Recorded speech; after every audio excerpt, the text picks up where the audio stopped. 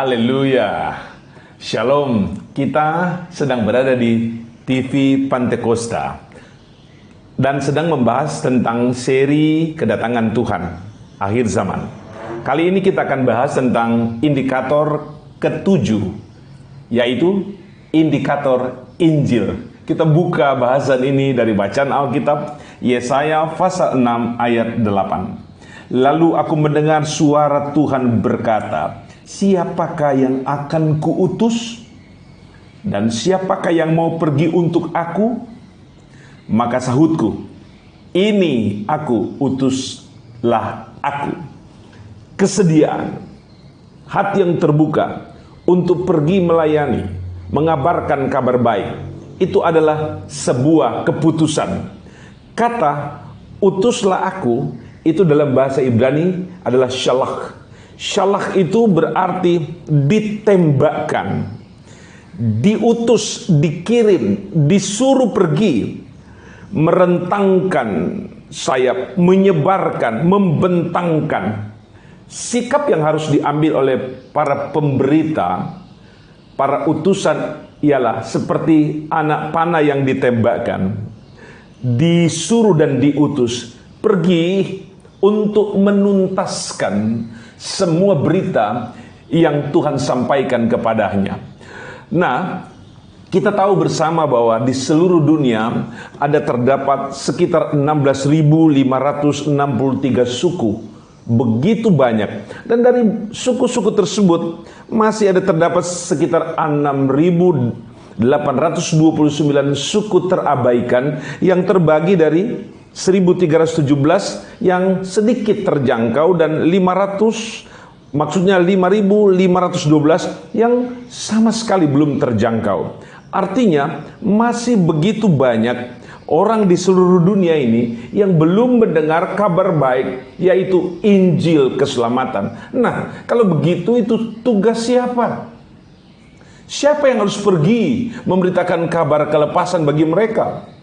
Sedangkan kita tahu bahwa komando terakhir Tuhan Yesus, perintah utama Yesus sebelum ia naik ke surga, yaitu pergi memberitakan Injil kepada sekalian makhluk. Ini adalah tugas Kristen, tak cuma sekedar tugas para misioneri. Semua orang Kristen adalah misioneri, harus pergi memberitakan Injil. Tidak boleh tidak. Ini sebuah kepastian dan sebuah keharusan. Kita lihat nomor 1, harus diberitakan karena Tuhan Yesus itu adalah seorang penginjil. Kita harus meneladani Yesus. Yesus memberitakan Injil. Semua orang percaya harus memberitakan Injil. Matius 4 ayat 23 dan Matius 9 ayat 35 menyatakan hal itu. Yesus berkhotbah, memberitakan Injil. Maka segenap Kristen dan yang menyebut diri pengikut Yesus harus memberitakan Injil. John Keith Falconer berkata, saya hanya mempunyai sebatang lilin kehidupan untuk dinyalakan, dan saya lebih suka menyalakannya di tempat, di tanah yang penuh kegelapan daripada di tanah yang penuh dengan cahaya. Kita harus mengabarkan Injil karena Injil itu adalah cahaya. Dia adalah terang yang akan menerangi kegelapan, hati yang pekat dengan dosa. Jika diterangi dengan Injil, maka hati itu akan bercahaya bersinar. Dan orang tersebut akan bercahaya bersinar karena Injil menyelamatkan dia. Nomor 2, Injil itu harus diberitakan karena komando agung Tuhan Yesus Kristus. Pesan komando dari Tuhan untuk semua pengikutnya harus mengabarkan kabar baik, biar banyak orang mendengarnya, biar semua telinga mendengarnya, semua otak menerimanya, dan setiap hati menerimanya. Itu adalah tugas kita. Markus 16 ayat 15, Matius 28 ayat 18 dan 20 itu menyatakan hal itu dengan jelas. Henry Martin, misioneri yang pergi ke India dan Persia, berkata, Roh Kristus adalah roh misi. Semakin dekat kepadanya, semakin intens kita menjadi misionari.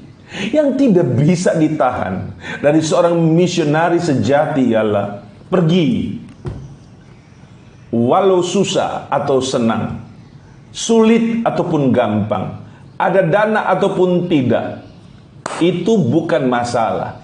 Injil adalah hal yang sangat urgent untuk segera diberitakan. Ini tugas siapa? Tugas saya, tugasmu, tugas kita semua yang sudah diselamatkan oleh Tuhan. Saya yakin sekali bahwa akan terjadi transformasi besar-besaran di seluruh dunia. Ketika Injil diberitakan, maka banyak mata akan celik dan banyak hati yang tertutup akan terbuka bagi Injil. Selamatkanlah mereka. Mereka sedang terperosok masuk dalam lumpur dosa yang pekat. Tarik tangan mereka. Mereka sedang terbakar di nuansa api neraka yang bernyala-nyala dan membara. Tarik mereka dari dalam api. Ini adalah tugas yang sangat mendesak dari setiap orang Kristen. Nomor 3, Injil harus diberitakan karena kerajaan Allah sudah dekat. Markus 1 ayat 15 menyatakan hal itu. Betul, kita semua yakin bahwa Tuhan segera akan datang, baik secara personal dalam bentuk kematian umat manusia, maupun dia datang pada kali yang kedua untuk menjemput orang-orang percaya dan membinasakan seluruh dunia. Jadi pemberitaan Injil jangan dikurangi. Pemberitaan Injil harus dilipat gandakan dan harus melibatkan massa Kristen agar supaya banyak petobat baru datang kepada Tuhan. Injil kerajaan dilebarkan dan hati Tuhan disenangkan karena perintahnya ditaati. David Livingstone, jika amanat raja di bumi adalah sebuah kehormatan, bagaimana mungkin amanat seorang raja sorgawi dianggap sebuah pengorbanan? David Livingstone meninggalkan negaranya, pergi ke benua hitam, tidak peduli dengan rasa susah, dengan ancaman kematian, menembus hutan yang lebat, melewati savana dan padang rumput dan padang gurun. Ia tidak peduli. Karena dia pandang bahwa melayani Raja Sorgawi bukan sebuah pengorbanan, tapi lebih dari sekedar itu, sebuah kehormatan. Apabila spirit ini menjadi milik para pekabar Injil, maka Tuhan akan sangat senang sekali.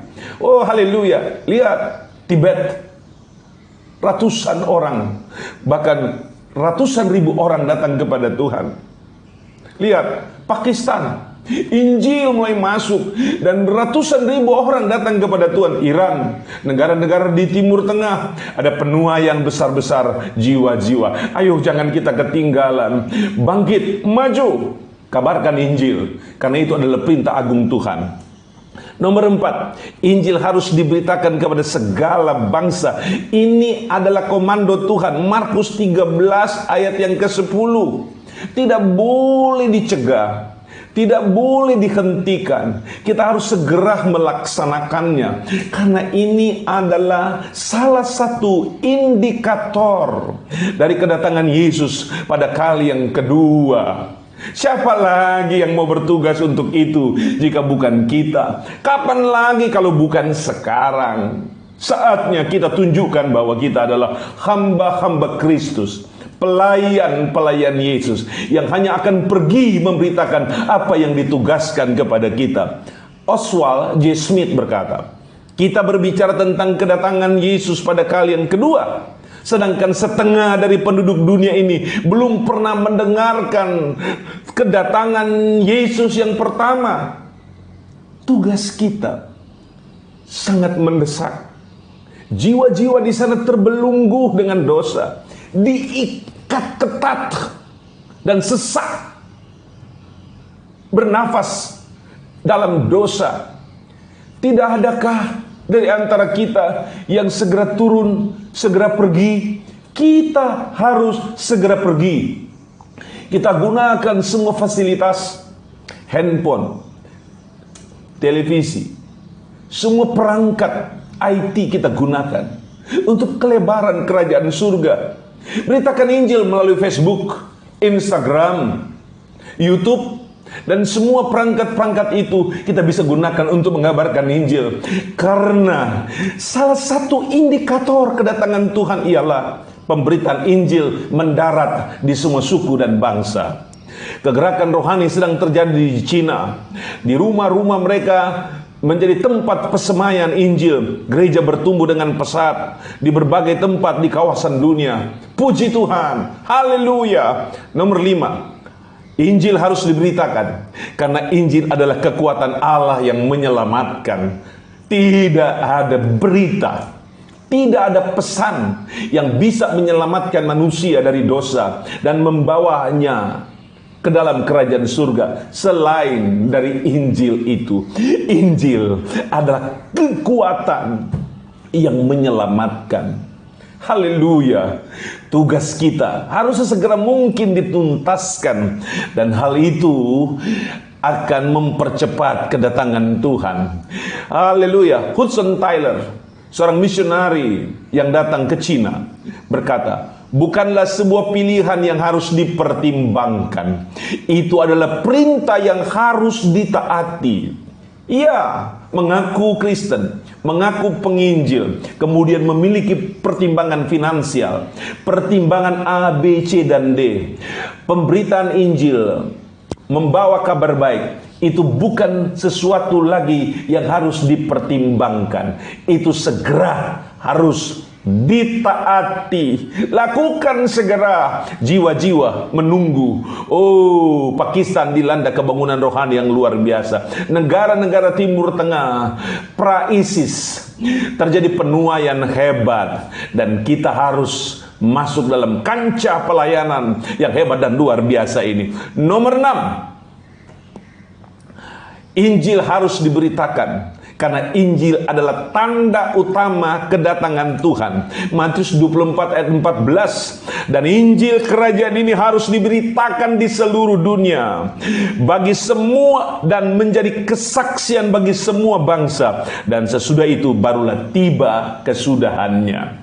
Injil sudah mendarat di Amerika dan di Eropa.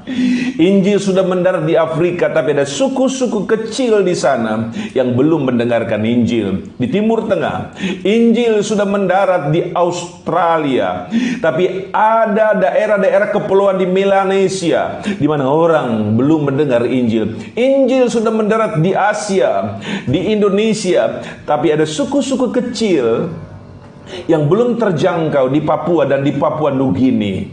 Injil harus mendarat di tempat-tempat itu. Haleluya. Siapa yang akan pergi ke tempat itu? Tempat itu belum bisa dijangkau dengan internet. Televisi belum masuk.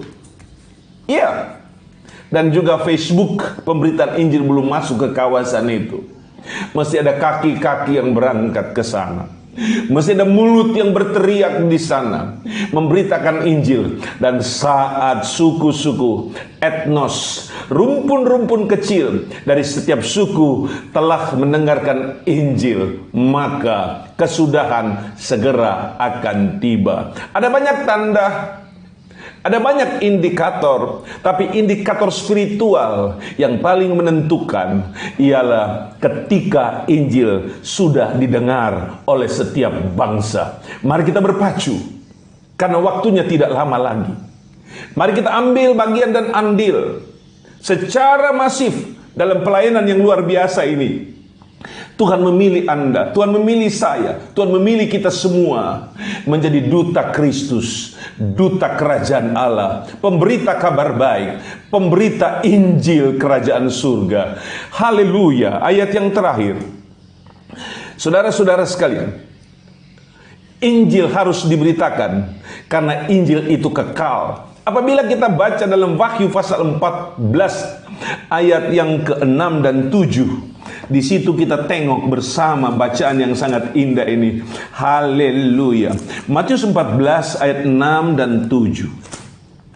Dan aku melihat seorang malaikat, ia terbang di tengah-tengah langit, dan padanya ada Injil yang kekal untuk diberitakan kepada mereka yang diam di atas bumi, dan kepada semua bangsa dan suku dan bahasa dan kaum. Dan ia berseru dengan suara nyaring, takutlah akan Allah, muliakanlah Dia, karena telah tiba saat penghakimannya, dan sembahlah Dia yang telah menjadikan langit dan bumi dan laut dan semua mata air. Kita lihat bahwa Injil itu dipegang oleh malaikat di surga, dan Injil itu diberitakan, disampaikan, dan harus mendarat kepada semua bangsa, semua suku dan bahasa dan kaum. Haleluya. Jika kita tidak bergerak, maka Tuhan akan pakai orang yang lain. Dan kalau kita bergerak, berarti kita ada andil yang luar biasa. Haleluya. Penduduk dunia sekarang telah mencapai lebih dari 7 miliar, bahkan 7,5 miliar di dunia. Banyak yang dari antara mereka secara massal sedang digiring oleh setan ke dalam dosa, dan bermiliar dari antara mereka sedang digiring menuju api neraka. Tidakkah kita memiliki belas kasihan untuk mereka? Ya, sesegeralah bertindak. Secepat mungkin kita bergerak melayani Tuhan untuk melaksanakan amanat agung Tuhan Yesus Kristus. Haleluya. Tuhan sudah pilih saya, Tuhan juga sudah pilih Anda. Mari kita berbuat bersama-sama untuk kebesaran dan kemuliaan nama Tuhan. Haleluya. Tuhan Yesus segera datang pada kali yang kedua. Tuhan memberkati. Haleluya. Shalom. Salam bahagia. Mari bergabung bersama dalam pelayanan yang luar biasa TV Pantekosta, Voice of Pentecost. Untuk itu, jangan lupa subscribe, share, komen, dan like untuk maju bersama, melayani bersama. Tuhan memberkati. Amin.